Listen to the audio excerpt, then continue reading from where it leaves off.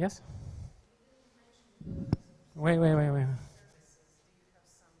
Experience with subscription services and their deals, and what are the positives, what are the negatives? It all depends what kind of game you are developing, and it also should be decided from you at the very pretty much beginning of the development of the game. Because if you think about Apple Arcade or Netflix games, they are looking for games which don't have in-app purchases, which don't have in-app advertisement and so on. So if you were, for example, developing a mobile game which is monetizing through ads like 95% or something like that, this might be not the best way for, or the best app for the Apple Arcade. Or it actually might be, because you can easily remove those ads and you can make them deal with them. So it depends, but as mentioned, it's very important from the get-go to have the actual plan. This is going to be this kind of game, the business model for this will be that, and that's how we're going to make it, right? Because then, if it's that, then it aligns to that platform, to that publisher, and so on. But it's also good to not be, dependent on one partner. Yes, you always have to negotiate or find potentially two, etc. for them, so you can be able to make a deal, etc. Good thing about those is, like, very often they can write you some checks. So you bring the game to that platform, so it's like a lower risk for you, because I think it depends on the platform, but very often it's like, you get the money for the conversion and or maybe for the license and so on, but you might not be getting anything after it's being shipped within the subscription, right? That can be one case.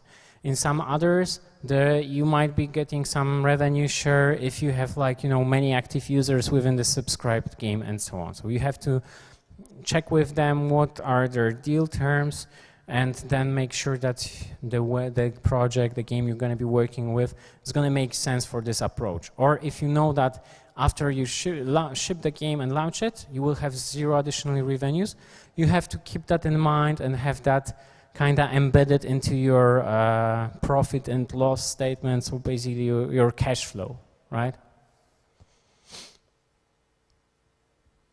Anybody else? Okay.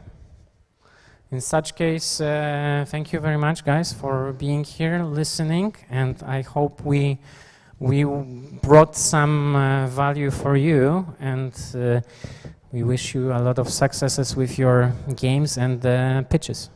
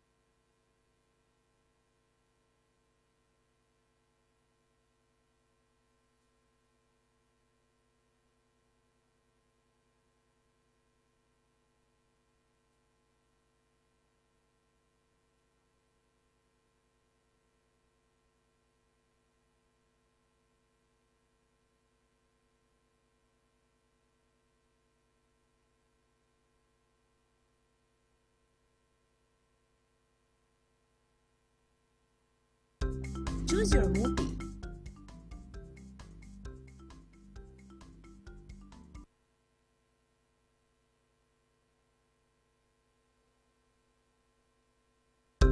Choose your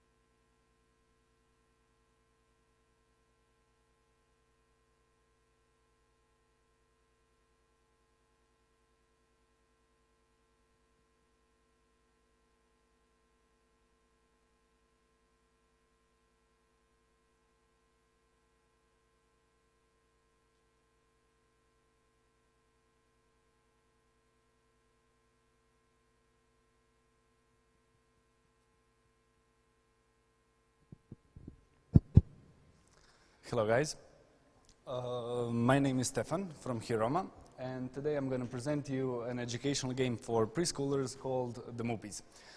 First I'm going to show you a short... I'm not going to show you anything. I'm sorry? Yeah, I did press it, but... okay. Choose your movie.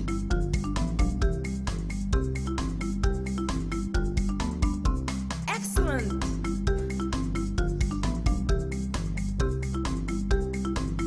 Wow! Nice! Good job!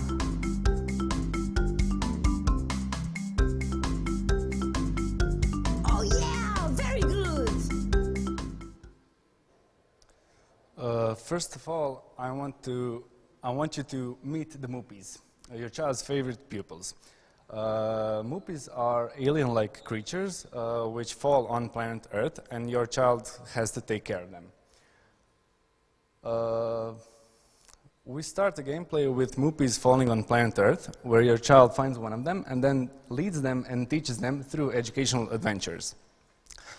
Moopies resemble Pokemon and they evolve. Each Moopie has 3 stages of evolution, but Moopies feed on knowledge. Also, your child can find new Moopies during his or her adventures.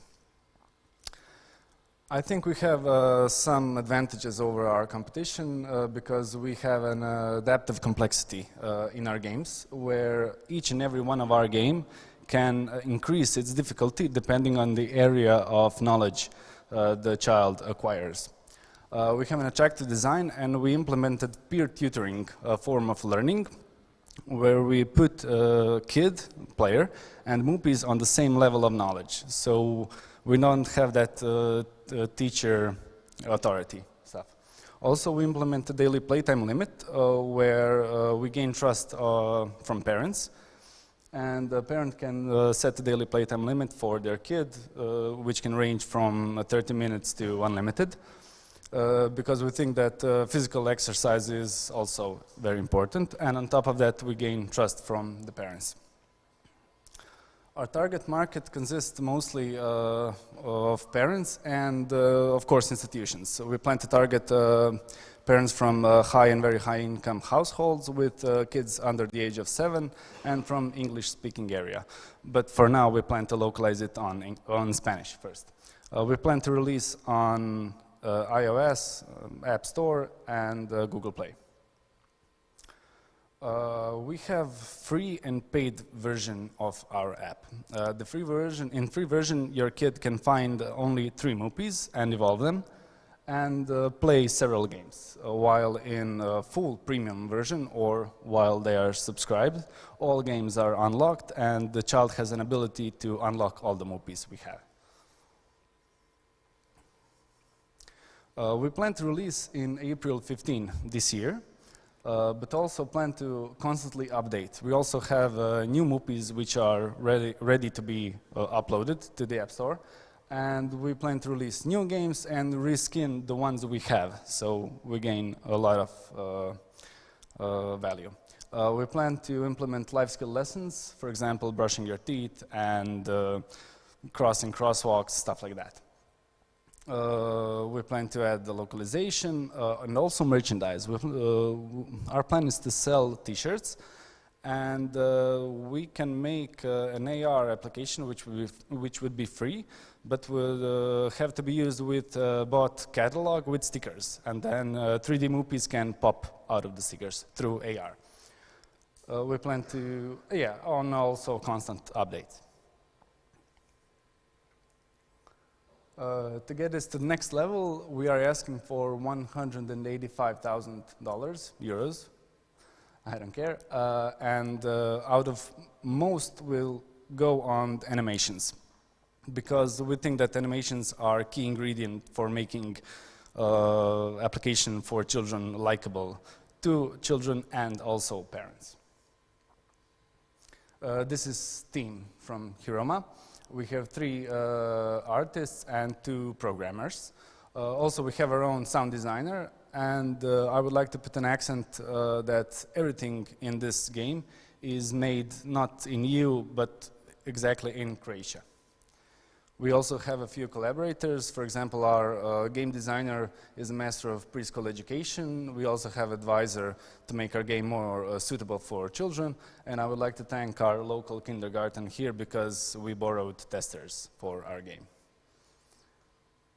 Thank you for listening to me. My name is Stefan. I'm from Hiroma, and I hope you can become our partner.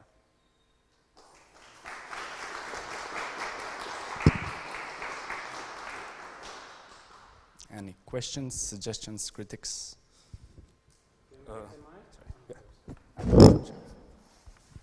So, couple of questions.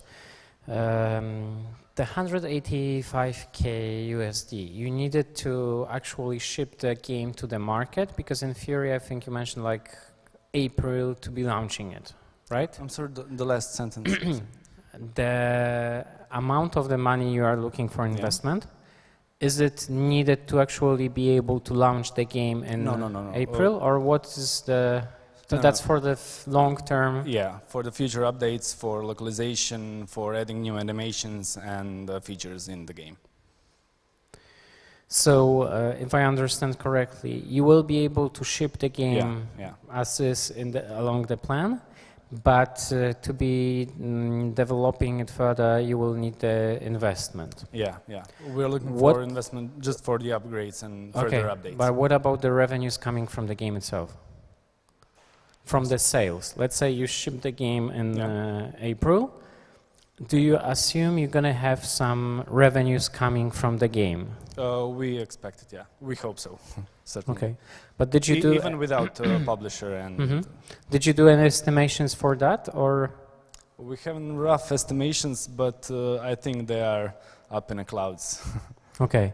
Because from an investor's perspective, if I can give you a little bit of feedback, it's okay, they're launching the game, so the aim of the game is there's subscription model, so that it's going to be monetizing, right? So in a normal approach, you would need the money for go-to-market strategy, let's say, meaning to acquire users, to do the user acquisition. But then, once you acquire those users, there would be money coming in, right? Because they would be converting to the paying users. And from this money, you would be financing the further development, the team, and so on, right? So a little bit like different approach, because if you're telling me as an investor, hey, so we're going to be launching the money, there will be monetization as subscriptions, but then later on we need the money for keeping up the game and adding more content. I'm thinking like, okay, so they assume they will be making zero money from the game. So if I put then 185,000 into that, I can get it from it also zero, right? So that's a little bit like the fear over here, because that's how, like, you know, I'm missing. I don't see if your guys are thinking from the business perspective over here, and what's your estimations for the monetizations, as well as do you have some KPIs of how many people who you will acquire or who will download the game will turn into the paying users, those who are subscribed, how long they will retain actually within the game, and so on. So it's a little bit of like the business forecasting. More from the numbers. Yeah. Yes, because then once you launch, you will be able to track it down. Okay, are we good in terms of the conversion rate to the paid users? Yes. So it's going to make sense for us to buy more users, because then they will convert, and that will make us sustainable, right? Because maybe you don't need 185K as a one check and so on.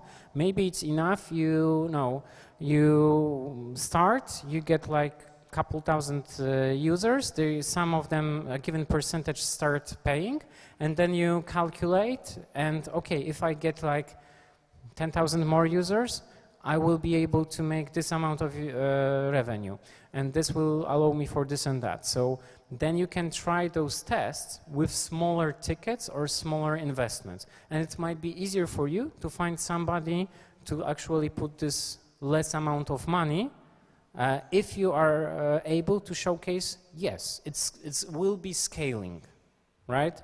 Because else it's like, maybe it will be making money, maybe not, but give me 150K in a check or like on the account and so on, and I will see.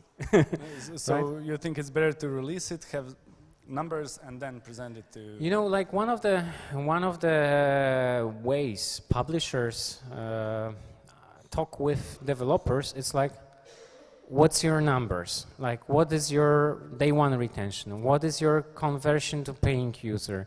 What is your LTV of a user, right? So usually we will go to the publisher, like a, you know, games as a service publisher, and they will ask you, okay, so what's your soft launch numbers, right? And because then they say, like, as I mentioned during my talk, it's going to be a numbers game for them. If from $1 I can make more than $1, okay, it might make sense for me to invest into that, right? So you should actually do some, you know, soft launch for yourself to validate the numbers, right? Very often it's also important for the soft launch because, hey, there might be bugs in the game. Sometimes there might be some issues and so on. This happens, like it's development. Yeah, we've been there, we know how it is, right? Yeah. But it's better to check it out on a smaller user base instead of you launch the game, you get this 185K and you put everything in the user acquisition, and then it turns out there is a blocker on the third stage, so nobody can move to the paying user and so on.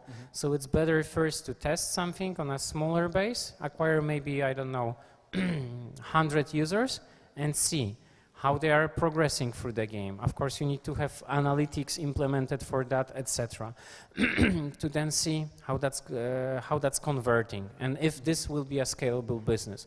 Because maybe it won't be not, right? Or maybe you have to change something, or maybe you will have to say whatever, I don't know.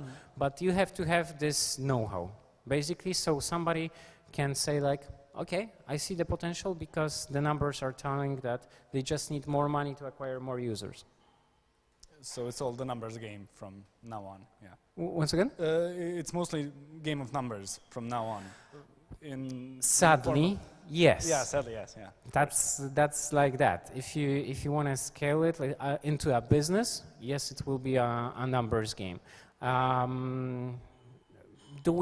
Shall we also give a little bit of feedback right now, or at the very end for each pitch? Like, shall we also give a little bit of feedback for like what we did like about it right now? And so, so from my perspective, definitely it's cool that you are creating some kind of IP, right? Yeah, we plan to make brand and not just a game. Exactly. So that's cool because with it, later on, you can create some animated series, right? Yeah. And so on and so on. So you thought about merchandise, etc. So there can be like, I don't know, juices later on produced with the characters, etc. and so on. So that's cool, right?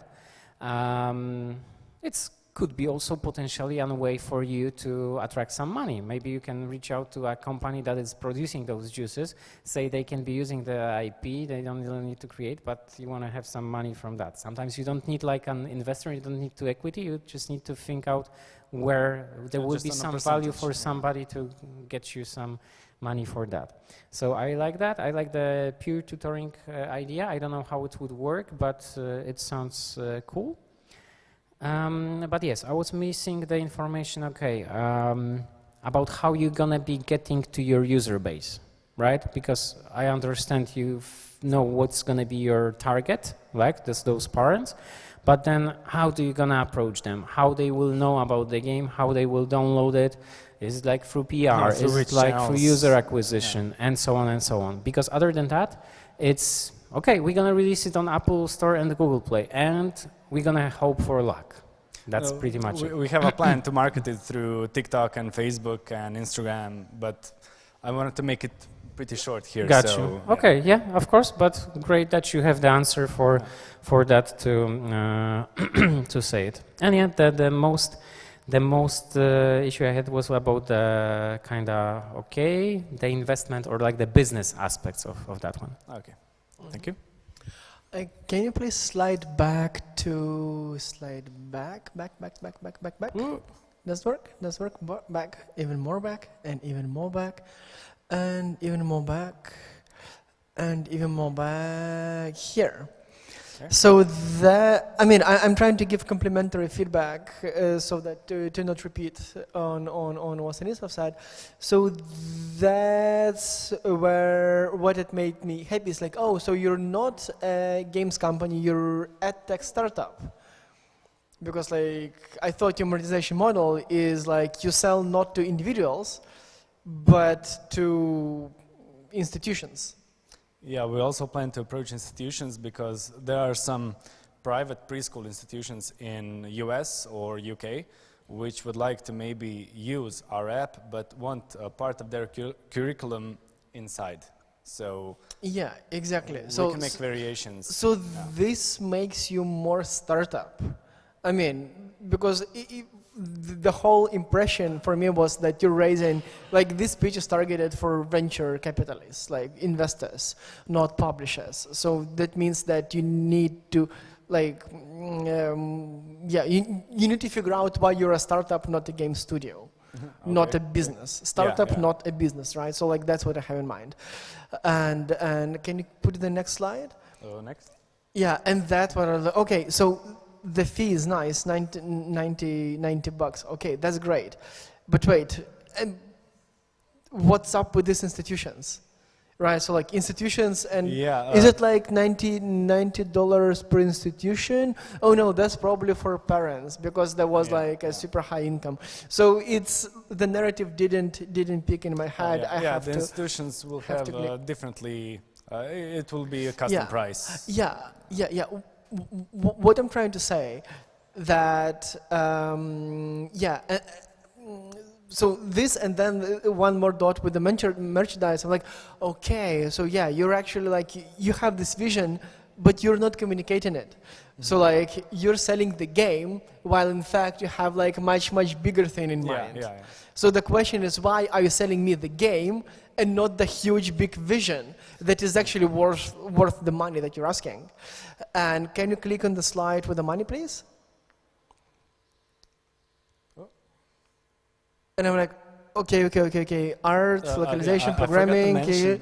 Where is the go-to-market? Like, I didn't mention marketing here because we're looking for a partner who has a know-how, who will actually market the game appropriately, who has an experience. You want somebody to go to talk to the institutions and sell them the game? No. But I'm talking about marketing to customers, to people, to parents. Right. So now I'm totally lost. Like you have institutions, you have parents, you have kids, because your user is a kid, your customer is a parent, or an institution, or a house, and I'm like, totally lost. We have to approach mostly. First, we have to approach parents because kids won't download the game. Or do you? Or maybe the institutions. Yeah, right? It's two different markets. It's two different markets. So yeah. So what I'm trying to say that I suggest you really figure out how to tell this story, because I think you are underselling what you're doing. I think what you're doing is much better than what you have in slide right now. So you have to figure out, okay, how do I explain this is really big? How do I explain that what we already have has a huge potential, and like we need just like a bit of the fuel, you know, to the afterburner, so that we have a lot to think. Something that Stanislav mentioned, and I want to double down on, peer tutoring. You mentioned it. I'm sorry. Peer tutoring. Yeah. You mentioned it, but I think also it had like you figure out how to put it into the story why this is big. Obviously, slap on AI on this, and then suddenly like, right. And now the most important thing. Why are you making games for kids? Why not? Well, I mean, look around, like, look. So there's like robots Yeah. fighting, right? Like, I mean, when we're talking about the games, it's like, I mean, look at like racing simulator, you know, like, so people are doing like cool games with shooting and stuff. Yeah, the market is very, very big, I mean, the competition is also, but it's too loud. Of course, but I don't know. For example, you've heard of Lingo Kids? No? Well, it's an app, the most famous app for learning languages, and little kids learn languages. It's sponsored by Oxford, and in 2021 they were funded by 40 million euros, only in 1 year. So, yeah, the market is pretty big, and that's why we want to put it on like subscription model and not focus only on one-time pay. So amazing. If you're not talking to the kids games investors, you have to have this on the slide. Like, look, the market is actually big, the growing. It's Examples just like, from other applications. And, I don't know, just to make investors exciting, that, because I mean, when you tell kids games, I'm like, this is so regulated. How are you going to get into it? Like US, like from here to US, like it's so regulated. Like how are you going to sell? So yeah. Anyways, if it sounds too critical, it's not. Good. I'm trying to say that what you seem to have is bigger than what you're selling. So I suggest you don't be humble. Change an approach a bit. Actually, that inspired me to give you a little bit more feedback. Can you go to back to the team slide? Yeah. Do you see what I see? Basically, where's the business in it? There is nobody who would be responsible. Let's say you are talking about cooperation with school and so on. Okay. Where's the business person in here? Where's the sales person, the business development and so on? Yeah, we don't have enough funding to have separate like salesperson and... In case you have, let's say you're gonna develop it, right? There might be the case you have to hold on with, like, I mean, when you ship it to the market, it might be the case you have to turn your company into a different stage. You have to turn it to like the sales mode.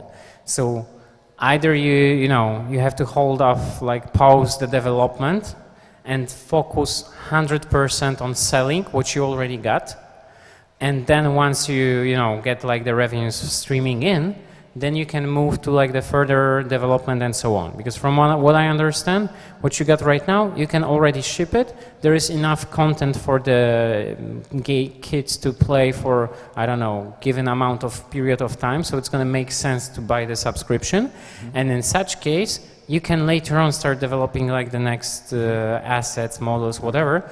But sales or like go to market, this is like what you would need to focus fully on. Okay. Can you see next slide, please? Oh no. Anyways, there was a slide with your advisors here, and I'm like,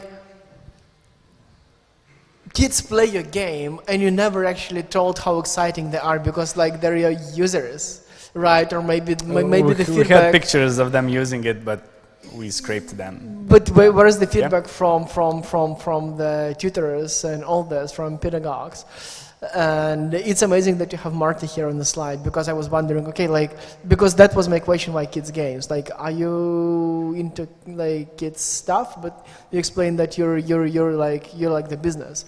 But then somebody needs, because it's regulated, like you need to have somebody who understands kids stuff and why kids play the games, because you cannot relate yourself to whatever 6-7-year-old.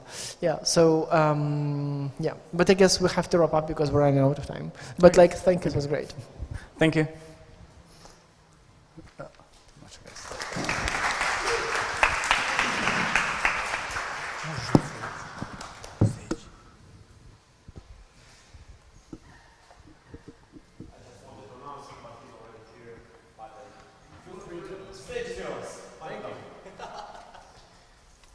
Dankeschön. Hi, hello everybody.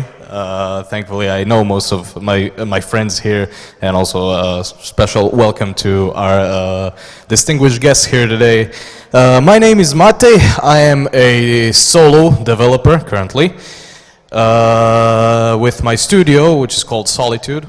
Clearly, because I'm solo, and I would like to change that, you know, to create this game that I would like. That I am pitching here today. This game is called My Mendelian. It is a horror game inspired by a lot of titles. We can do a drinking game. Every time I say Silent Hill, you take a shot, but we would all be dead in 15 minutes. So that's not very good.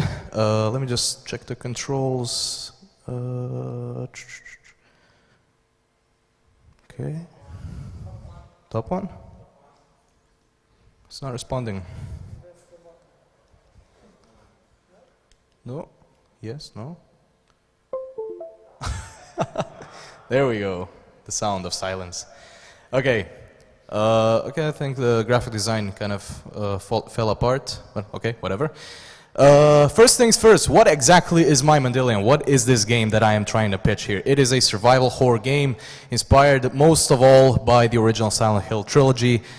Well known, doesn't need much introduction, very well beloved by the fans, and has been in a state of limbo for a very long time until very recently, where Konami decided to revive the franchise. And this project was kind of conceived at that particular time of limbo, where we didn't have Silent Hill games and everybody kind of wanted them. And of course I wanted to play one. A new Silent Hill game, which was pretty much this, what it was originally going to be. It would be a story-driven game, heavily relying on atmosphere and ambience, because that is sort of a trend that we've seen in modern horror and kind of adventure story-driven games. It needs a good atmosphere, ambience, soundtrack to kind of carry the atmosphere and kind of convey the message that is trying to convey. Its game design principles are heavily inspired by the original PlayStation 1 game design philosophy, imbued with the more modern approaches, so we can kind of mix and match to take what is kind of nostalgic into what actually works in the modern market. What the hell? Not again. There we go. Okay. So, a little bit of a wall text over here, a little bit about me, the actual developer currently. Currently, the game is developed by me, so as a solo developer, Solitude Software. I have had this studio for about 4 years as an official recognized studio, but I have been in game dev amateurishly throughout the most of my life, you know, modding games, eventually learning about how game design actually works in game development, this huge industry that we have. And my current background as a professional consists of one game that has been released on Steam called Phantoms. It's a much simpler PlayStation 1 styled retro graphics, retro gameplay game, kind of designed to be a streamer, YouTuber friendly game with a lot of jump scares and all of that stuff. Initially I published it alone, kind of trying to understand what happens when you release a game and what happens after that. And eventually I was approached by a publisher who was interested in that particular game. They wanted to do the marketing, and we're currently actually doing that. We're not actually public with that yet, so this kind of confidential information in a way. But yeah, that's kind of how it is right now. So about the game itself, it started production in Q1 2021, sort of early as I opened my company, and that was obviously a bad move because most indie devs have this huge ambition, a huge dream of this big game, and this game was exactly that. It was destined to fail from day one. Thus far, in 2021, 2022, the game was heavily in the development cycle. I have produced 2 major demos, which have been featured in major Croatian gaming conventions. One was at Reboot Infogamer 2022, I think, Games Weekend, what it was called. And the other one was Who Is V, right here, Info Game Job, which is a little bit smaller in scale, but nonetheless, a lot of players still came to see the game, try it out. And I put here a note that says several publishers were interested in the project. I was pitching this game at the time where I actually had no idea how actually investing into a project of this scale actually works. I was in talks with some major publishers who saw some of the screenshots and some of the videos we had. They were like, wow, this is a photorealistic game, looks so cool, looks so brutal, we want to talk about it. And a lot of that talk came into, it resulted in pretty much just months of just talking, and the deals kind of went down. They just didn't realize because of some things that I didn't actually know, things that I wasn't really aware about because I was really passionate about this project that I couldn't see its flaws. It had a lot of problems that I didn't know at the time. So sometime around 2023 I decided it's time to restart the project, not entirely from scratch, but to fix some of its glaring flaws it had in the gameplay, because I knew both players would hate it, both the players would hate it, publishers wouldn't really want to sell a game that is kind of janky and really slow in its design and all that stuff, so it has entered a phase of kind of recycling, so to speak. Here's a little screen of Reboots 2022 where I was with my dear colleagues who made Go Home Annie. This picture actually doesn't contain any people, but there were a lot of people, you can trust me, there were a lot of people playing the game. And it was a very good learning experience because it was the first public showing of the game. A lot of players tried it, and I got a lot of feedback and a lot of contacts from some smaller investors, some other developers. For example, there was a developer who is working on the current Silent Hill 2 remake who gave me a lot of valuable insight into how these games actually should be made. So it was a very, very good experience overall. It gained a lot of interest. Okay, so let me talk a little bit about the game. All my friends here from Novska kind of know a lot about this game already because I talk about it all the time. But it's changed a lot as I grew as a developer. Now it is a sustainable project where it is no longer being changed. It's finally kind of finalized and ready to go. It's a story-driven, psychological, atmospheric survival horror game. Countless influences just all over the board that kind of are needed to kind of mishmash this whole thing into one coherent experience. So it's all across the board, one dark and kind of grisly and kind of disturbing in a way experience, but there's also a lot of beauty in it, kind of, you know, how life generally goes. The story revolves around this wonderful, tall, red-haired girl over here, who is a musician. She receives a cancer diagnosis right early in the game. Kind of completely shatters her worldview on life and all that stuff. You kind of start wondering about the past, what you could have changed, mistakes, can you fix them, is it too late, all that stuff. It is not exactly a huge open world game with a massive narrative like Baldur's Gate 3 or something like that, where there's hundreds and hundreds of hours of story and all that stuff. It's kind of a self-sustained story that would be like 6 to 10 hours of gameplay, story, and all that stuff combined. So all things considered, I am looking to create a photorealistic, kind of realistic in a way experience, but also in a realistic scale for a small indie team. That's kind of the thing about it.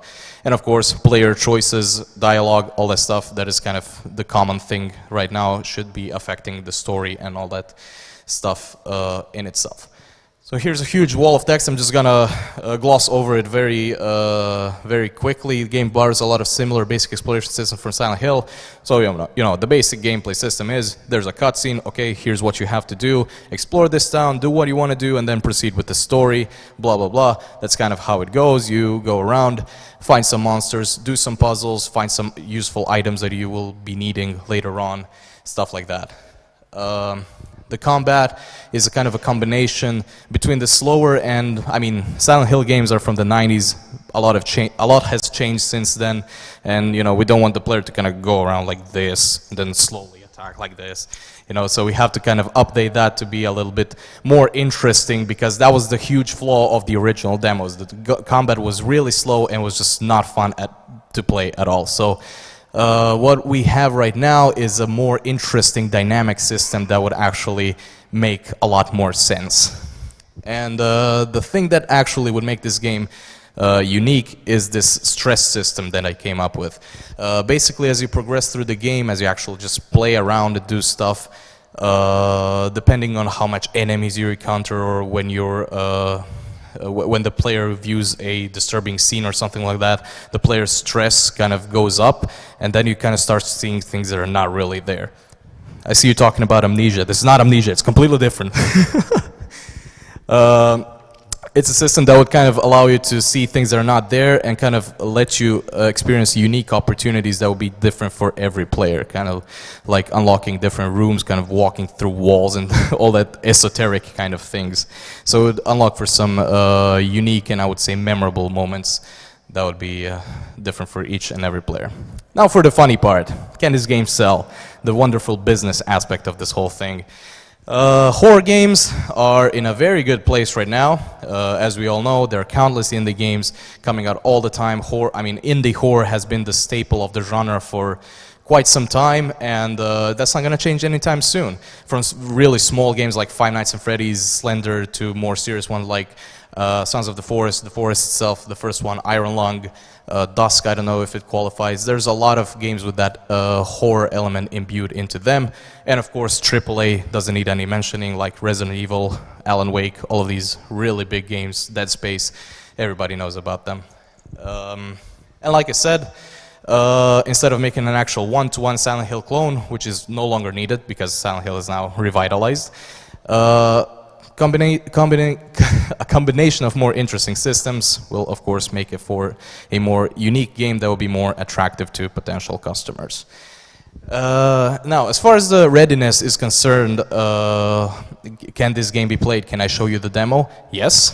Like I said before, there are 2 actual playable demos that I've got ready, but they're from older builds. Of course, you know, a lot has changed, a lot has updated. It's always like that in the game development cycle.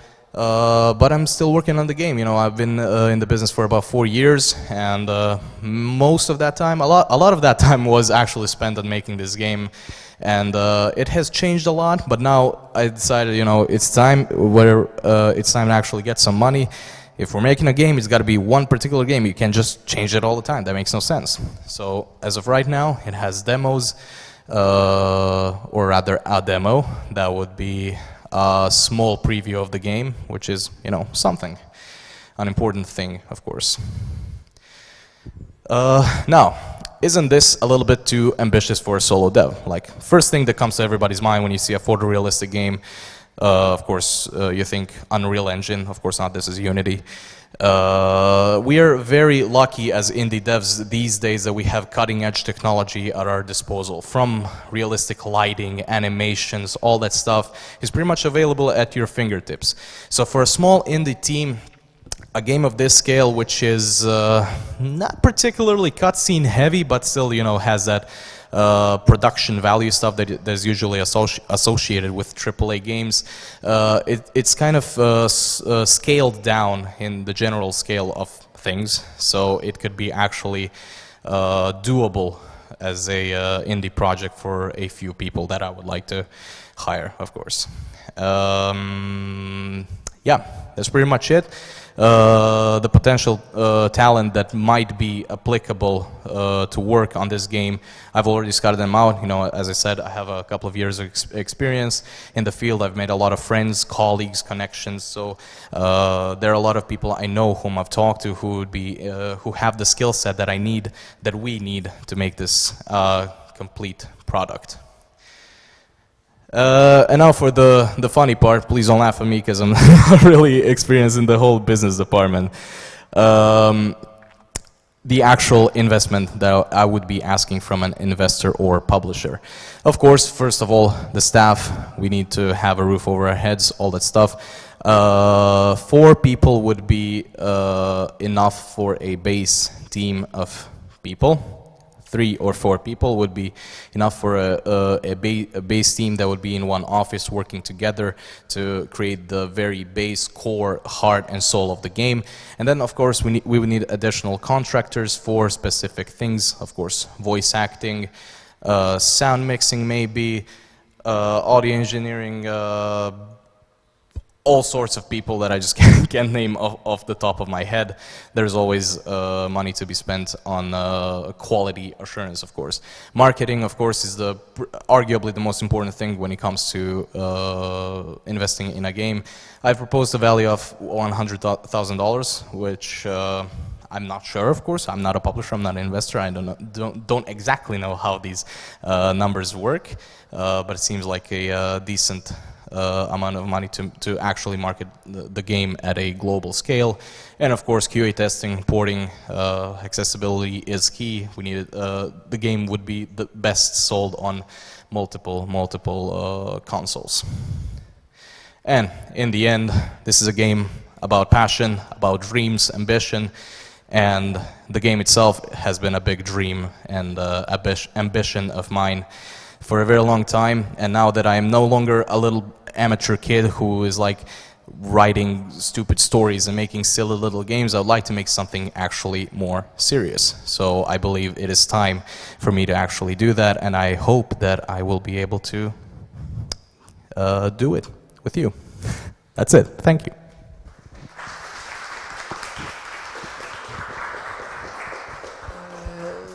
Thanks for your talk.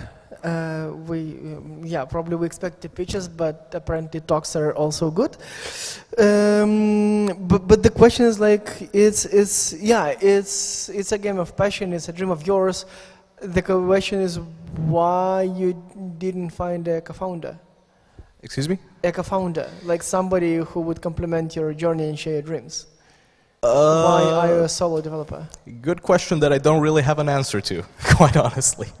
Because you know, we all here in the incubator, we're all friends. Everybody is doing something of theirs, and I'm sure everybody's got their own dream game to work on. And it's not like I want to make this game alone. Like that's suicide. That's not real.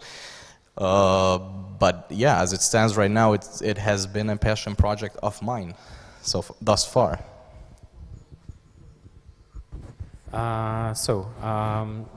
First thing, it was more like a presentation / talk than a pitch. With a pitch, you should be fitting within 3 to 5 minutes. So that's one thing. Keep that in mind for the future, because you might not have enough time, or there's like usually the pitches work like 3-5 minutes or something like that. So it's good to train it and to have that in there. About the solo dev question, it's a good question. It's you know, you can always you don't have to think small, only piecemeal. You can think about like the whole world. You can mention the information somewhere on forums and so on. Say like, hey guys, I'm working on this. I'm looking for co-founders. Maybe in that case, you won't need like the money to actually spend it, because they might be already having some of their own resources, whatever. But of course, it's first you need to test out the team and so on before actually doing this. You know what I was missing? You had a demo, you had stuff like that, and you were giving me wall of text, right? In the previous presentation, there was at least a little bit of a video which was showcasing me, okay, I know what it is, I understand, cool. Here, I don't know exactly what it is or what it's gonna be. So even like, you know, 15 seconds of gameplay or like couple cut scenes and so on showcasing me, so I get the idea better, right? Okay, last screen, nice image and so on. But that was what I was missing, because I don't know exactly how the game will look, how it will feel. So if I had a little bit of video, it would tell me more than thousands of your words or wall of text, right? So especially at that stage, if you have already done it, you're focusing on those aspects in the development, this could be like a very valuable aspect in that, especially if you have to fit in a shorter period of time. The video is in the background and you can say like, oh, this is showcasing like this mechanics, this is showcasing this, and this is showcasing that, you know, this or that way. Boom, you got it, and you don't have to have the wall of text. Exactly. Yeah. The other thing is like, yeah, from like a business perspective, investors and publishers, there is the buzz effect issue over here. I don't know if you are aware of that. Not sure. Okay, so you go out from the Pismo building and then a bus drives through you. Okay, I see. Okay? Yes. So as an investor, I'm gone. Like that was next stop, not anymore money, it's not coming back to me, right? That's the thing. So this is also like an issue. Of course, huge respect to you are building it yourself and you achieved a lot of work and so on. That's amazing. But I know it by myself. Like you can't. You are a person. You have 24 hours a day. Sometimes you need to sleep. So you won't be able to deliver it by yourself, or you won't be able to get it at a given quality that you would like to, because there are people who's going to be probably better than you in some areas. So you should focus on, getting the best people in those different aspects, and then pitching as a studio, not as like a potential risk of like this one guy dying and what's going to happen there. Then it would be, I think, also good, something similar as in the previous presentation, to show some numbers in terms of sales of the different titles, etc. And definitely it's pretty much lacking, I think it's similar as the previous one, of this business perspective, right? Yeah, exactly. It's cool that you're honest with that you're saying it, although when you're pitching, you need to be doing a little bit more of selling. Yeah. Because, to be honest, I got like the impression you were a little bit too humble. Come on, like you are one guy who did games by himself, right? He's got a publisher for that and like that. So you're kicking ass, right? So you should be proud of that, and you should be selling better, not like putting question marks into the heads of those people who you want to be selling to, right? Yeah, I understand. It's like I have the plan, I have the team, I know how I want to approach that, and so on, right? Of course, you first need to work through that by yourself, but you could make a much better sale if you believe into yourself. Okay, I will keep that in mind. Thank you. And it seemed like you did not have an Excel done for that. I assume if you're like a single developer, it's like you get by month after month. Yeah. But if you want to make a business, you need to have like also the cap of like the accounting person, like knowing how much money will have to be spent that time and later on. Because when you were talking about the numbers, I was like, okay, so it might be this amount or the other amount. So I'm like, my money isn't safe with him. Yeah. Exactly. A little bit of that approach, right? So this is, you have to think of this as a potential company and as money that will have to come in and out and so on. Yes.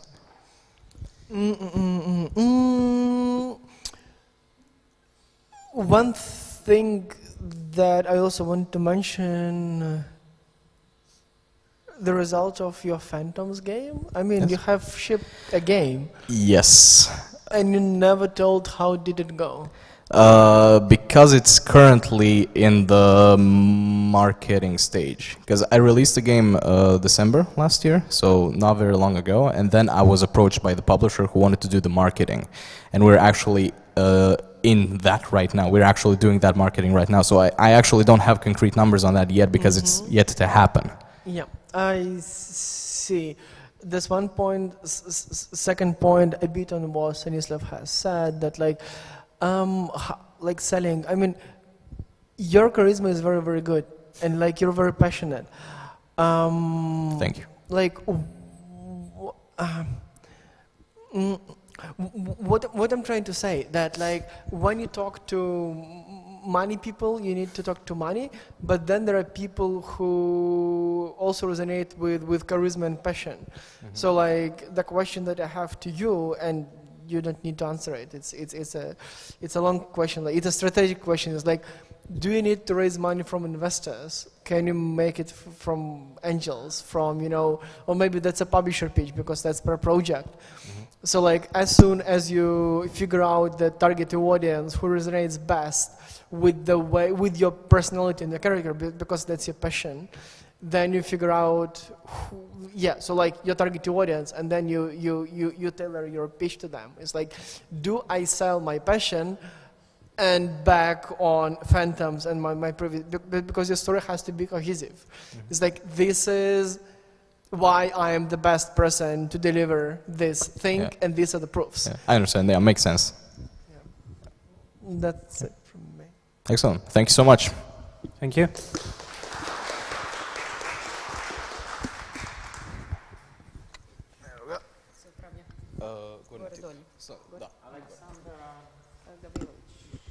Yes, it's me. No, Alexander couldn't make it today, so I'm here. I'm Lucia Pilic, and I'm a business developer at GameChuck. And I'll be showing you our next game. And without further ado, I would like video to roll now, before the presentation. Midwinter is a top-down pixel art game inspired by Slavic folklore and paganism. It is a stealth action game featuring 3 characters with wildly different playstyles and skills: werewolf, vampire and witch. During the day, you are playing as a human. You interact with props that can help you complete the level during the night when you are playing as one of the 3 characters. Sometimes you just can't solve everything with action. Maybe you will need to put on some clothes to not be recognized while you are human. Unlock the doors or windows during the day. Use your werewolf madness skill to turn one villager onto another. Villagers and other NPCs react to the environment and player actions. Their thought bubbles help the player make decisions and strategize. Level, depending on your playstyle, can be completed in around 10 to 15 minutes. With a plan of 15 to 20 levels total, we are thinking of up to 6 hours of gameplay. Our team consists of 6 people, and our rough estimate is that this project needs a year to be completed. So yeah, I'm going to be talking a little bit more about the game. It's a stealth action game that requires of players to combine careful planning with fast-paced arcade execution. But unlike most stealth action games, it's a little bit, you know, semi-linear and open worldish. It's not like Commandos, it's more like Commandos meet GTA 1 and 2, and it's like, for example, like Streets of Rogue, I would say the most similar example. We branded the game as Sunny Horror because it combines, you know, like this nice, cozy, picturesque, idyllic village vibes with, you know, dark magic and wicked rituals and, you know, just violent horror at night. We have 3 characters in the game, and all of them are able to, you can start a mission with all of these characters, and you can switch between characters during mission. So there's a lot of, if you cannot play with werewolf very efficiently, you can switch to vampire or witch, and you know, you can finish the mission in various ways. And we also have this, I think, dynamic day-night mechanics.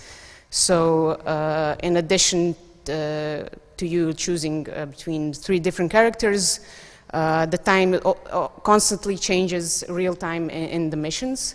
So, for example, you're a werewolf at night, and you can, you know, kill a lot of people and get away with it because you're strong and fast. But during the day, you are in your weak human form, and you have to disguise yourself. You have to set up traps for nighttime, and etc. So yeah, I mean, the thing that one more thing that I would mention about the game that distinguishes that game from other stealth action games is that it's not so punishing.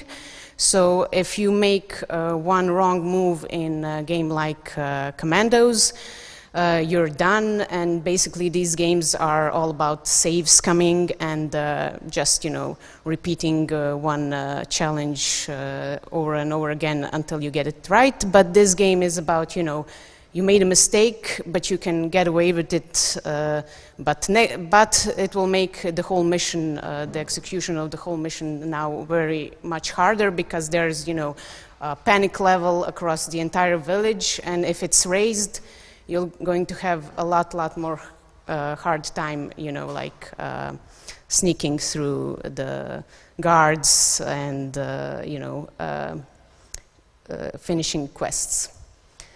So I know that stealth action game isn't, you know, the most popular genre on Steam, but there are some outliers in the genre. And I think we share a lot of common characteristics with those outliers. For example, with Intravenous, I think we have similarities in that that we allow a lot of freedom how to approach a mission. You can, you know, solve it very violently, or you can be really sneaky and, you know, get away with it without much fuss. With Shadow Gambit, that was released recently and was a major hit. I think we share the feature of, you know, like having a very interesting background, because usually when you think of stealth action, you think of, you know, this military complex games or sci-fi background, but in Midwinter it's all about, you know, medieval folklore and magical creatures. And we are also very narrative-driven game, so it's similar to serial cleaners. So as we said in the pitch, as our game designer said in the video pitch, we would need a year to complete the game. We have the demo now. We have one level fully polished and about 4 or 5 levels that are not that polished, and we would need extra budget alongside the salary budget. We would need extra budget with marketing, porting, localization, quality assurance. So another, I would say, 100 to 200K investment. A little bit about us. So 2 of our founders started making games together in 2017. They established a company in 2019, and since then we made about 12 commissioned projects, and we released 4 games. So it was Speed Limit, Vape Escape, All You Can Eat, and Pause of Call, which isn't mentioned here. 2 of these games had publishers. Speed Limit had Chorus Worldwide, and Vape Escape was featured by Humble Bundle, so Humble Games paid and supported all of the development. And yeah, I mean, we got money from EU for 2 of our projects, Trip the Art of Fantastic, and also for Cartographer. And yeah, we're still making and commissioned projects, at least for now. And that's about it. If you have any more questions, feel free to ask. We do. We do. You want to start, or shall I? You do. Okay. So, cool thing, there was the video, right? So it was explaining pretty much what is the game about, how does it play, what are the USPs. That's a cool thing also about your pitch.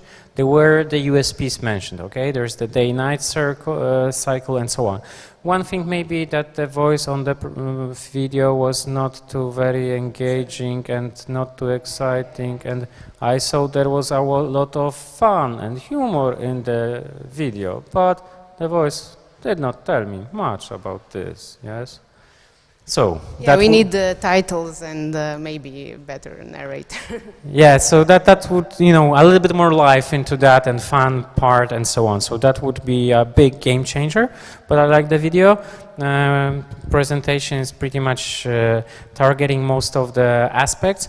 One thing I'm missing is like, okay, you say like the price, maybe this or that. I'm missing a little bit of like the, what's your break-even point? So basically, what is the number of copies that you have to sell to be able to cover the costs and the expenditures of the development, right? I mean, you don't need to answer me it right now. It's more something that would be important, especially then to compare it like how much the other games that you're referring to did sell. To see as an investor, okay, the others sold like 200,000 copies. They need to sell 20,000. Do I think it's doable or not, right? So that would be one thing. Then sometimes the developers put some things that cause the investors and or the publishers to ask questions or create question marks in their heads. There is the information about the release date of 2024, and you're telling me you need 12 months of development. My math says not 2024, right? So then there is like, maybe they did not thought about other stuff like that, right? There is always like this negative assumption there could be something else happening and so on that was not thought through or whatever. So this is something that you could fix in that. It would be great to have like, I don't know, Q1, Q2 additionally, because 2024, maybe it's in a week from now, right? Or maybe it's for Christmas. So that's a little bit different.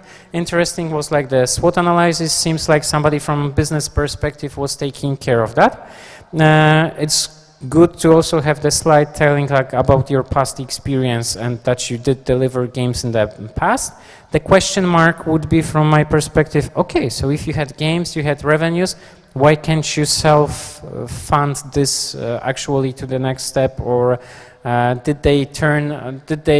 what was the return out of those games, right? Because maybe I'm gonna put in money, but they don't have the track record then from the past, right? So how this one is gonna be different. And so yeah, that's I think most of the things I wrote. And I want to start with the praise. With a praising you. So basically, within the first 30 to 40 seconds of your presentation, I instantly understand how your game looks, how your game feels, and what's important, why is it fun? So I'm like, oh, I want to play it. It's like, it looks fun because like you explain like, oh, the gameplay, like the trailer is made in a way like, naked dude, that's a vampire. Oh, so like I understand what's going on. You don't need to explain me. I get my own impression in the language that I understand. And I'm not speaking about like whatever English or non-English. It's like the cultural references that, so I understand like instantly make connections in my head and on the target user, target player. And yeah, again, why the game is fun is super cool. I really like how you define the genre, sunny horror. So genre defining games always take a lot of attention, and because that's the innovation, that's what they bring. So yeah. I really like that you have the track record, and then and now let's switch to things that they didn't click so well in my head. Like, amazing, you've been releasing games like for a while. Can you please switch to the slide with the and I'm like, what is common throughout all these games? It's like, is it even the same company? Because they're so different. Yeah, it's like, where are you going? What's your vision? And I wouldn't care about these questions if this was a publisher pitch. Because as a publisher, I care of your current project. I care that this game makes money. I don't really care like what's gonna happen after this game, because like that's not my problem. So again, like you have to figure out, are you talking to a publisher or are you talking to an investor? As an investor, I care about the company. As a publisher, I care about earning on your game of this. Right. So can you switch to the SWOT slide, please? Here, I was like, amazing. Stanislav mentioned it. Where is the money? I'm like, do I go and Google all of this while you're talking? Or like, because I mean, I need to provide you feedback or like to connect what's your target. So money is useful. Even most experienced people, even publishers focused on this kind of games, they will not have their numbers in their heads. So and nobody likes homework. I did like I suggested people to do homework. Nobody gonna do it. So you know. I mean, I can tell you how much reviews each of these games have. Like Intravenous has like about 2,000 reviews. Shadow. Yeah. Reviews is not interesting for us. It's more up from the business perspective. Mm-hmm. Right? Yeah. The sales Simplify, yeah, correct. Or any other service. It's like because like I mean you can tell us like hey so like we're selling this game for 20 euros and we're gonna make 20 millions because we need to do we're gonna sell million copies. I'm like okay this is similar games how much did this game make?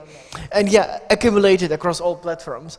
And because like in order for an investor or a publisher to believe you, you need to say this is like we know what we're doing because this did the same and this is how it worked for them and this is why we think we're gonna make this money. So like it's very logical, it's very clean, and it's also builds a lot of trust in like okay so you probably know what you're doing and why again, and then it's like build a story. Okay, so this is why you're making these different games because probably you know how to bring them to the market.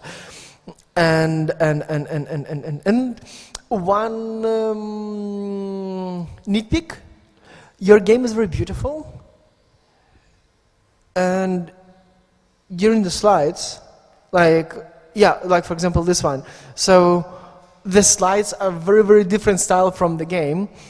And for example even this particular slide, if it was any screenshot on the whole screen and a bit stylized text, I would naturally subconsciously believe you much more. Just because like you're very proud of your game, like it's I'm focused on the game and like this it's just like the visual appeal of presentation is whether we like it or not makes me believe more or less in what you're saying. I mean, the trailer looked awesome. You see that you have some advancement and so on. But some of the slides, it's like the font looks not so crazy. The layout maybe could be. So it's like you have something awesome, but you know the how you sell it like visually, it's less appealing, right? So it decreases the value basically of what you are pitching. So you could pimp it a little bit basically visually. And the trust, like it's just some conscious thing. Okay, yeah. I think we're gonna have like 5 minutes quick break just to get some water, and we're gonna thank you very much.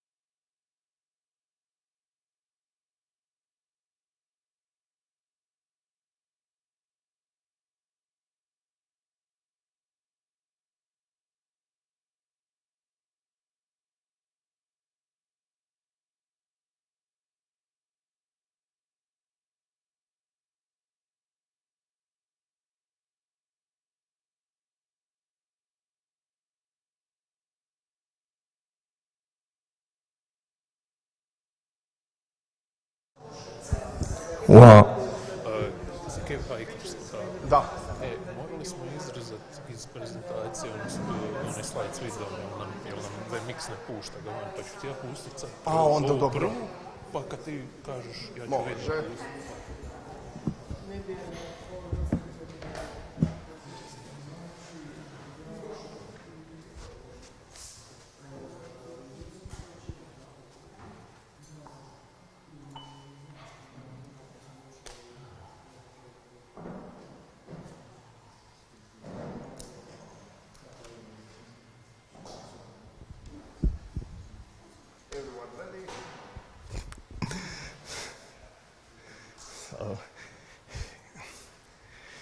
Hello everyone, I'm Zvonimir from Porcupine Parkour, and in collaboration with Studio Spectre Games we're building a small clicking game about adventure in the underworld called Cave Hikers, with 3 characters who you help by clicking on things and generally having fun. Let's first, it's all handcrafted from drawings by Sven Nemet, animations by me, and music by Lea Konjetic. Let me just first show you what it looks like and feels like, and then we'll go on. Do I press this? No.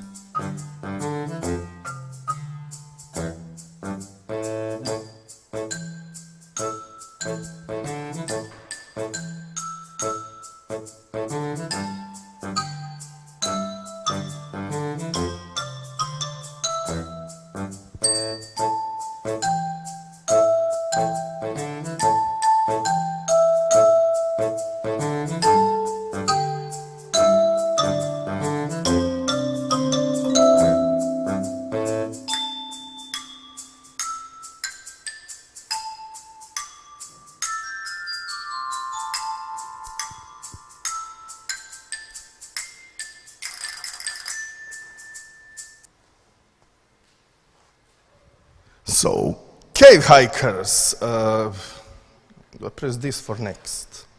Oh, do I press this for next? Yes, so my company, Porcupine Parkour, is founded in 2019. I've been in the industry far longer. We mostly do design and animations.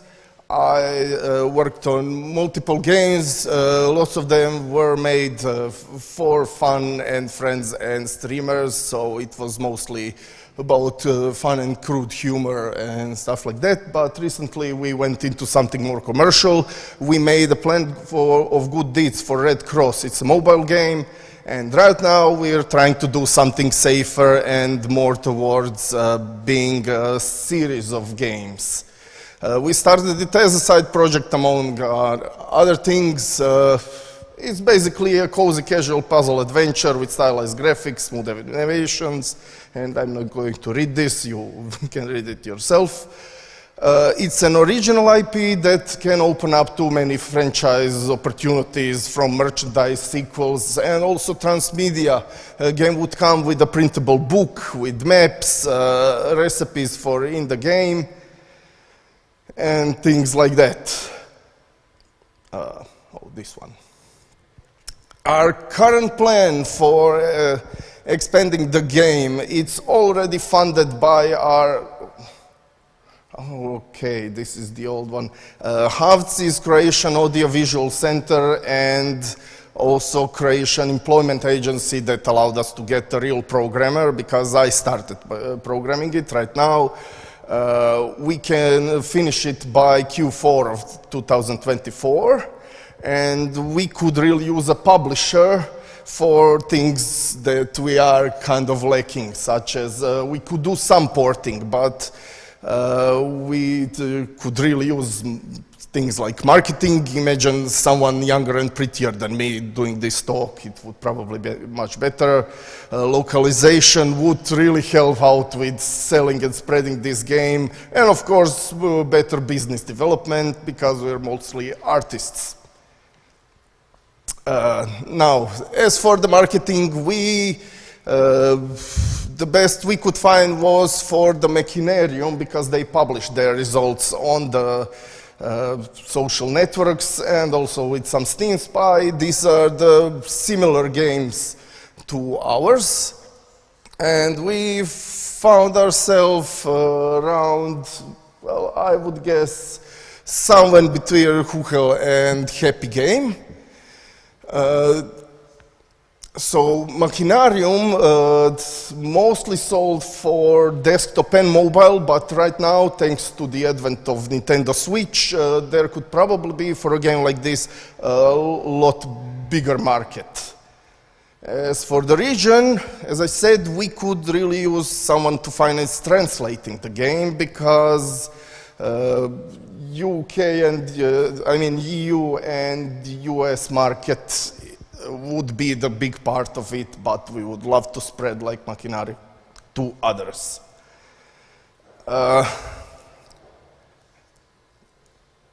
As for, yes, so ideally our sales would be around 20,000 units spread everywhere. Did I have anything else here? And this is our team, currently set in the order of the most involved to least involved. This is me, this is the artist, this is the program, and Lea Konjetic, who made the music. And we added the narrator to make it look more like documentary. So you can try the demo, and that's about it.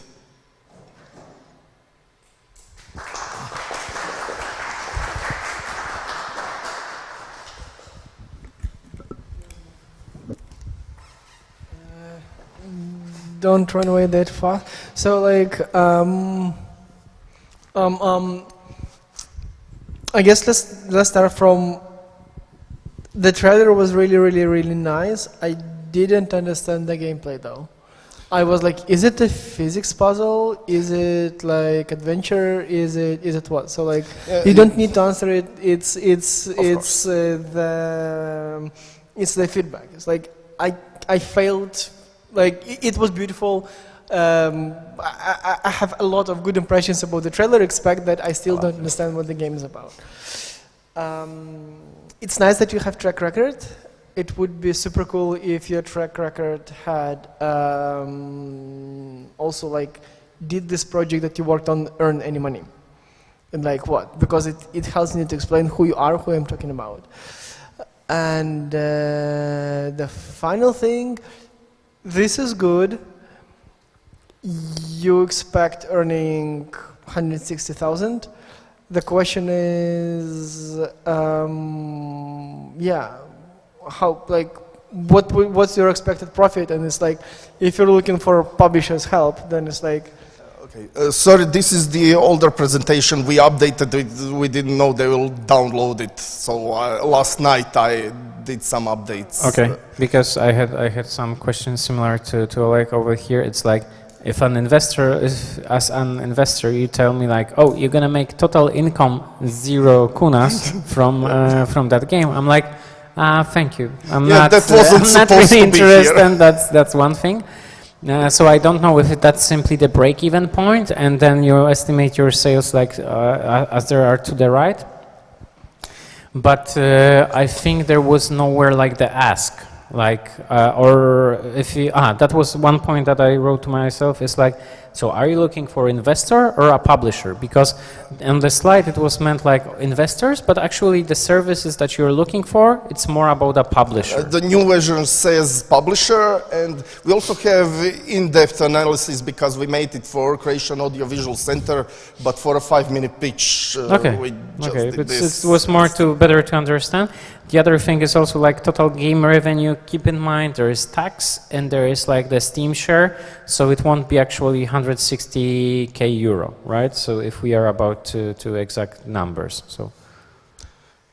Oh, okay, yes, probably. Yeah, Yeah, it's great that your game is funded and that you're making it. I didn't understand why you're targeting the lower thing, as in like between Chuchel and Happy Game. Okay, maybe I didn't enunciate it enough. The idea is to start a series. So the first one is with many different games is not the best one, is to gather the audience. And we have the funding to do that. We need more funding to spread it around, have it sold, advertised, so when we do part 2, we already have a huge mailing list and everything else. Yeah, so maybe probably if I had to give you like one line of advice is like, can you figure out like how to align your ambitions that seem to be going to the right direction, and how do you explain your ambitions using the deck in 3 minutes of the time. So it's hard. It's hard. I'm pitching to investors myself these days, and I know it's like super hard, especially that everything is going, everything keeps changing. So, but you need to settle somewhere and then iterate on it. Like you need to figure out what I'm actually making, what I want to do, and like sell not the nearest goal, but the big vision. Because that's what people would be investing in, or, yeah. Well, I try not to oversell it because it's not a grandiose game, it's a start of a series, but maybe I overdid it. That's the vision of the whole thing, not just the game. Okay, true. Again, like you guys are too humble, right? So be a little bit more American, right? And it's amazing, like we're gonna do this and that and boom, right? So that's a little bit. Okay. Yeah, thank you. Well, thank you.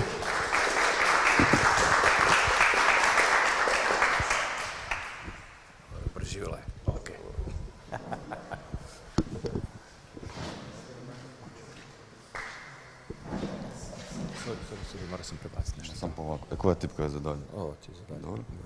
Možete prvo trailer pustiti, ja ću biti tiho.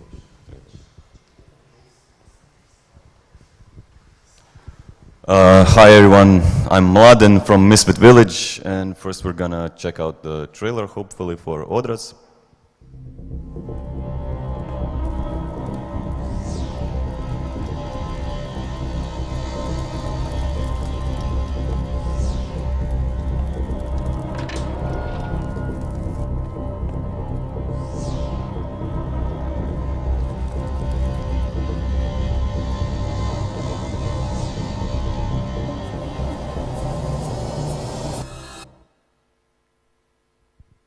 Okay, so that was our trailer.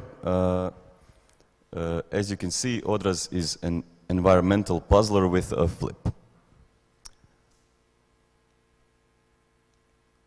And so the idea for Odraz was started at the Global Game Jam in 2022. As I was driving towards Novska, where the Game Jam took place, I was thinking about what we should do. The theme was reflections that year. And I thought, like, why not make a game where through the floor you can always kind of see a reflection of the world around you, but it's just a bit different. And you may like have something in ice in the world under you, and then you could have above something like a torch or fire, and you could go flip through these worlds and use these items to progress. So we won first place at the Global Game Jam Croatia here in Novska. And we were nominated for Game Jam Game of the Year at the GDWC in 2022. The premise of the game is it's obviously a first-person puzzle game, and this is kind of the hook. So you flip between this world and its reflections to solve puzzles in mirror environments. And our 3 gameplay pillars are puzzles, environment exploration, and level morphing, mind-bending gameplay features. So the flipping between worlds is kind of our hook, the thing you see and you want to like try the demo, you want to buy the game, but the whole game won't be based just on that. You'll have different puzzles, different game mechanics, but they'll all be kind of centered around this manipulating with the world around you. And we're hitting hard on simplicity. So if you think about something like Portal, You have one voice actor, you have environmental storytelling, and everything is told through the gameplay. So no pop-ups, not a bunch of stuff to localize, just one voice actor, and everything you see kind of explains how you play this game. The story is inspired by our local mythology here in Croatia, and the cyclical battle between the gods Perun and Veles. And we have a narrator through the whole game, a female again, like in Portal. And the story is kind of akin to Shadow of the Colossus in a way that you start off not knowing who you are, you're just this vessel for the player. And as you progress, you do things that change the environment around you. And at like the half of the game, it starts to seem maybe you're not changing everything for the better. Maybe you may not even be the good guy. So like in Shadow of the Colossus, you're killing these giant beasts. They seem like enemies, but as you're going, it seems like, why am I killing these peaceful giant guys here? Yeah, so that's what we were inspired by. Same for the art. So we're having these worlds that are inspired by Slavic gods and their counterparts. So you always have like a good guy or a guy of the forest and then a guy of hell, whatever, as in every mythology. So the basic info for our game, we're releasing on PC, PlayStation 5 and Xbox Series S and X and Switch 2, which should be coming out in 2025, the latest rumor has it. Why aren't we releasing on Xbox One and PlayStation 4? Because they will be like 15-year-old platforms by the time we release. So I don't think it makes sense to waste our time on that. The monetization is premium because we're trying to keep it simple, so there will be no ads in the game, there will be no subscriptions, you will pay for it and you will play it, hopefully, and like it. The engine is Unity because we have many years of experience in Unity, and I think it's a good fit for a puzzler, and most games of this kind are made in Unity. And it's going to be 4 to 6 hours of gameplay. I think the price could be around 30 euros, but that completely depends on the publisher and what they say about it. So these are some examples of games that we want to kind of find ourselves in. So when you're talking about a puzzler that's a little bit weird and special and has really nice graphics, we want others to be part of that conversation. So yeah, most of these games sold multiple millions of copies, which is also a nice indicator that maybe we're doing something pretty good. So this is us. The first 5 people are the people that actually worked on the Game Jam game, and then we have Nikola Tesla here as the composer, and Ivan Zoric as game design. We took these guys on because Pero is awesome, an awesome composer, worked on other games that we made. Here he was cosplaying a bit, so I just love putting this picture in the presentation. And we got Ivan on board to kind of flesh out the story and the game design, which he's been doing really well, because a lot of us have other stuff to do. You can see Stefan here and Matea, he was presenting that other game, so obviously pretty busy.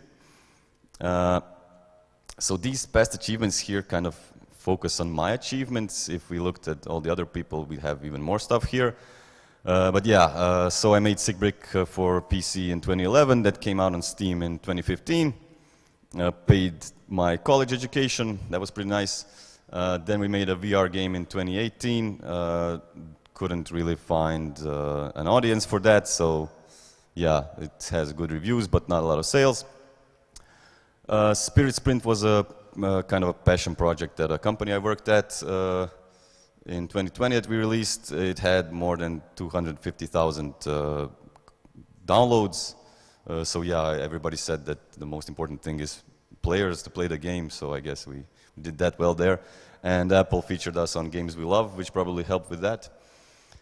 And right now we're working on Go Home Annie, which is coming out, I can't say when, but let's say pretty soon. And yeah, so the trailers and Let's Plays for that game have many millions of views on YouTube. We have tens of thousands of wish lists, and we also found a publisher for that, which means we know how to talk to publishers. We know how the relationship works, which could probably be beneficial for you guys. So we created the prototype, or I guess the Game Jam demo, in 2022. In 2023, we received funding from the Croatian Audiovisual Center to create the pitch and GDD. And right now we're kind of finishing up the GDD and set up the foundation for all this, and we're going to start development pretty soon. And we're aiming for a Q4 2026 release. That may slide a bit as video game development goes. So as I said, that's why we're targeting PlayStation 5, Xbox Series S and X. So why am I here? What do I need from you guys? We need a partner in making Odraz a success, but actually we just need money to make the game. So we're looking exclusively for publishers. We're not looking for venture capital investment because I want to keep the company completely 100% in my hands. And this is what we need. So we need 325,000 euros to finish this thing, and we need marketing support and quality assurance. Why isn't porting listed here? Everybody always asks the publisher to handle porting.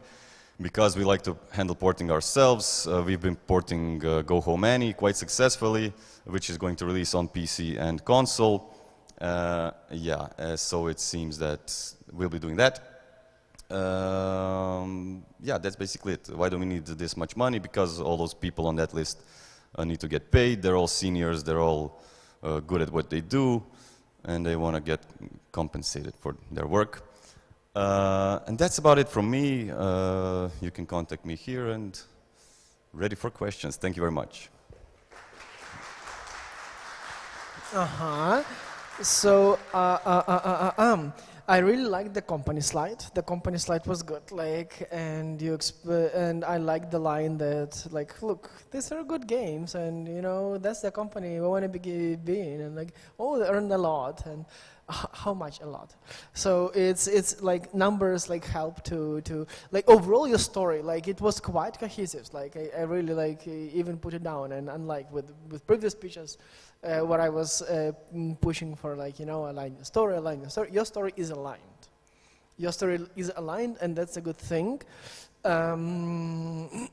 You can practice to fix it in less minutes than what you used, but that could be actually the strong point.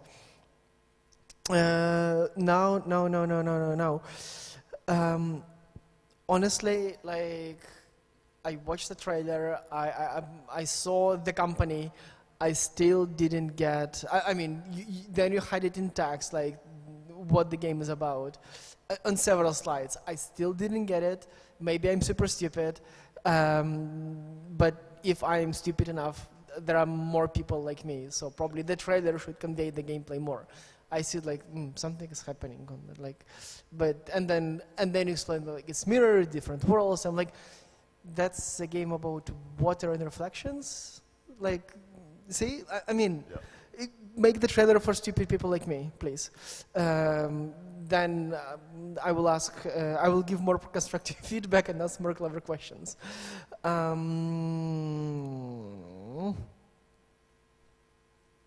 Yeah, the pillar slide, it looked clever.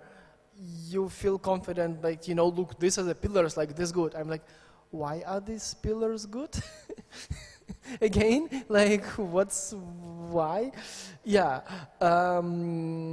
Also, I think you really shouldn't be humble about your experience and maybe team's experience. And I mean, if those of yours are seniors, is you're saying maybe you don't need to brag how good you are, but like, make a huge slide, you know, with all the games and all the teamwork, and it's like, hey, we have 1,035 years, you know, of combined game dev experience, and like combined all team members made like this. So just like hype up, don't be humble. And I think there is more, like what you told is good, but I think there is more because you're still being a bit humble. And that's the same message that we've been telling to all teams. So yeah, but overall, again, like once again, like your story makes sense at least. Thank you. Yeah, it's the Croatian curse. We're too humble. I just can't be American as much as I try. You sometimes need to take the salesperson skin if you have to sell. I like the consistency and coherency of the visual style throughout the whole presentation. That was very nice and consistent. So good job done with this. Although I have some questions about the product itself, because I think there is quite some market saturation in this genre.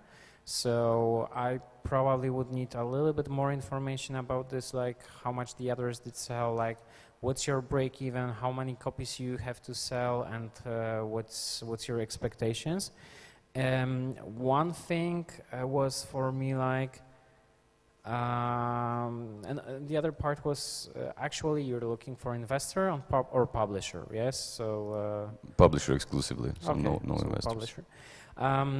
One question for me was like, it seemed like a super long development cycle. So somewhere Q4 to 2026, which gets me asking like, why so long? Because it looks like you guys already have something. If you were able to deliver within 48 hours already quite a lot, then why would you need like 2.5 years to deliver the whole thing? You know, the game development market right now with like the AI development and so on can change crazily, right? Because maybe you will be able to create this game just by prompting, right? So I was worried that if the development cycle is that long, for us a publisher or investor, the risk is growing, because the longer you have to wait, it might, other games might come out within the same genre and they might get the traffic and so on. So I was curious, what could you actually, why is it like that? And is there something you could do to actually make it, to deliver it in some way earlier to the market? Yeah, so last night it said 2025 in the presentation, but just based on experience in the current game we're making and how game development works, I literally added a year to my estimate, because I think that's how game development always pans out. So for me, I'm like pretty comfortable and confident with it being long. And also I think just because of my creative process, it kind of needs to cook and evolve. I don't like having everything in a giant GDD and like just make the game based on that. I think it works through iteration, and that's why we just need that much time. And another, maybe not related to the pitch itself, hint is, it seems like with this Go Home Annie, you've got something, because it seems like there is a huge interest on this YouTube and so on.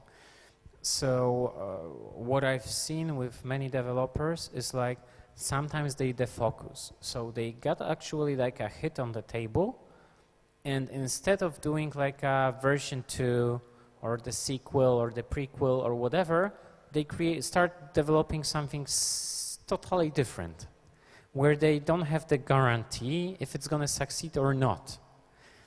So if you, let's say, succeed with the current game, and then you go to any publisher and you say like, oh, I want to create the sequel to that, it's like, shut up, take my money, right? Yeah. But if you start with something super new where there's quite some competition, there's like question marks, but really for sure, like, so think of it, maybe sometimes it's better to actually make the step back to then make a bigger jump to the front. So that's not to the pitch related thing, but like in general, like a business advice, let's say. Thank you. To be perfectly honest, I did this pitch here to see feedback from you guys, but if Go Home Annie is financially successful, there is like no doubt that we will be completely focusing on the next part of that. So yeah. Okay, awesome. Don't worry. Thanks for the information. Yeah. Thank you. Okay, thank you guys.